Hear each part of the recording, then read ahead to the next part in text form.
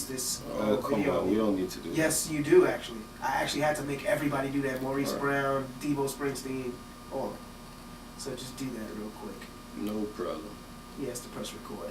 I know. It's rolling. Alright, No, it's so- rolling. Oh, it's rolling. I'll What's say the it real quick. relationship between you and Mo?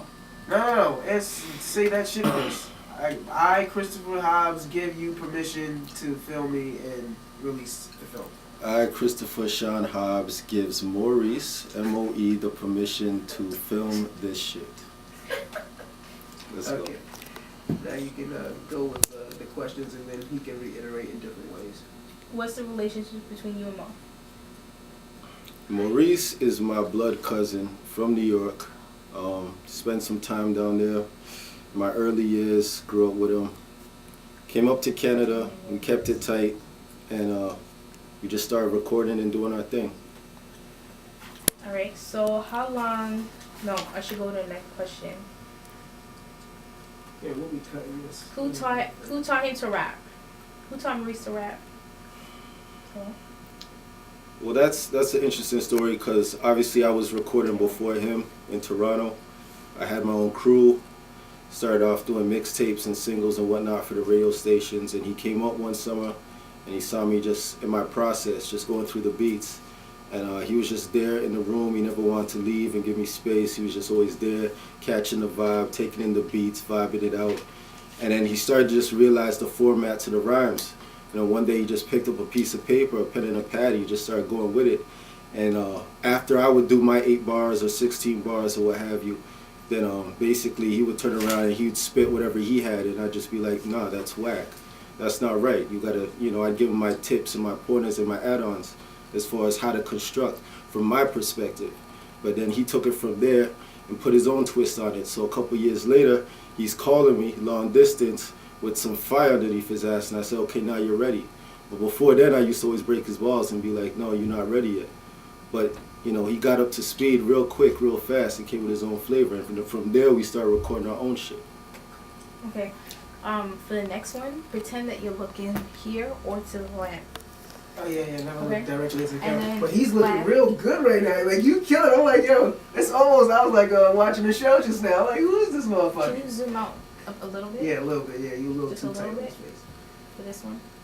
Yeah, about there. Yeah. Alright. Cross out each question that you already asked. So you No, I will. figured it out. Where the fuck did I put the pen? I don't know. How hard was it to teach him? Yeah, that's what Well, given the fact that Maurice is my blood and we're just a couple years apart, on top of that, he's a hard-headed motherfucker. So he always had his own ideas of what he wanted to sound like.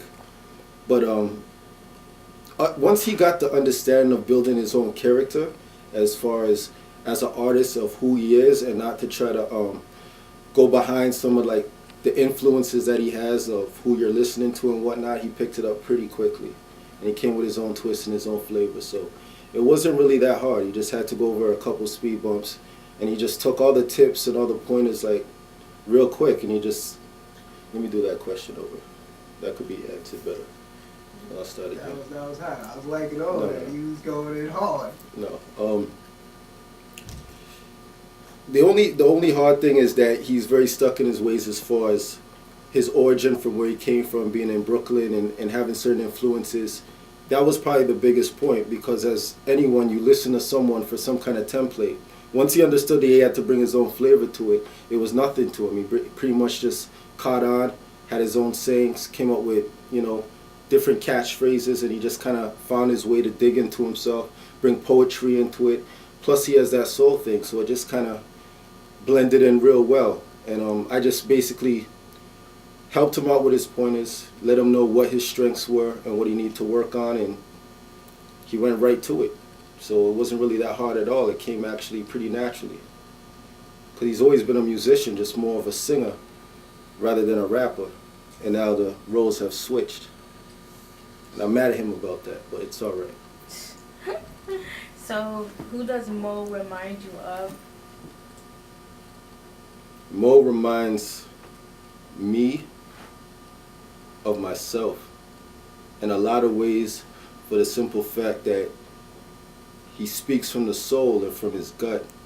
And he's got a lot of heart in his lyrics. As far as sound wise, I mean, he's got a raspy, smooth sound to him. So I guess a little bit of Nas. Although I don't really like comparing people too much, I'd have to say he kind of has like a Nas sound.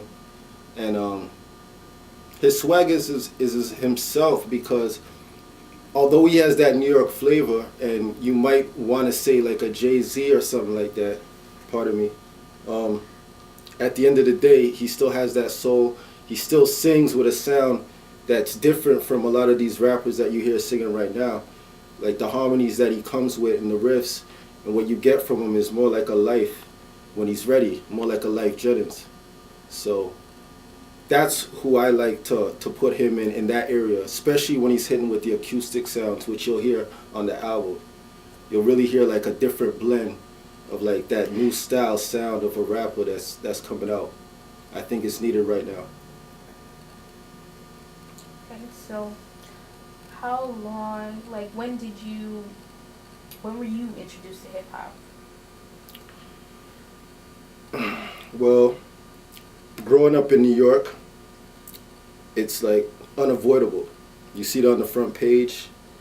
You see it when you walk down the block. Okay, rewind, stop. Sorry. Answer that question like because that when you just started off, so if they were to cut it, they wouldn't know. Yeah. So say like the first time I was introduced to hip hop. Oh, okay. I got it. First time I was introduced to hip hop. Your phone wasn't going off. Hello? Yeah, sorry. answer it. Yeah. I'm alright. I'm just doing an interview right now for a documentary for Maurice in the studio. Alright, so I'll give you a shout back.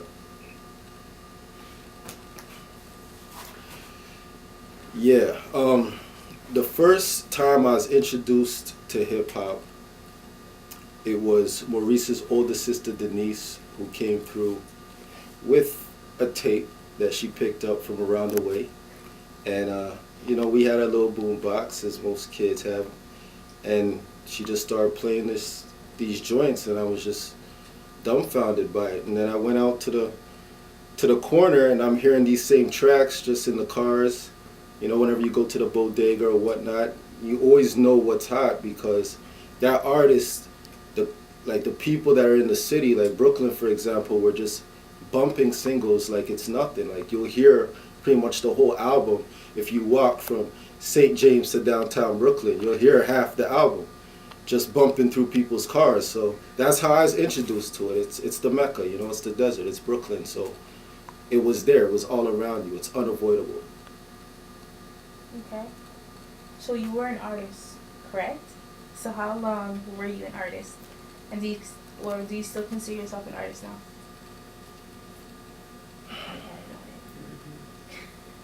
I'm an artist by nature. I am a life's art craftsman, architect. I do design by any means necessary. That's my passion and my line of work. So as far as an artist, from there I was always into clothes, so I started designing my own shit, Live by Design, and Livewire, and just managing, being a part of shows, holding shows, rap contests, anything that I could put my hands on, I'm Mr. Octopus. I get my hands in there, I get involved, and I'm just for it, because I love it. And it's just part of my DNA, I can't fight it, I heard something a long time ago, if you fight your biology, you'll lose. So I just don't fight the urge, I just do it. Sorry, pause. Cool. I'm sweet.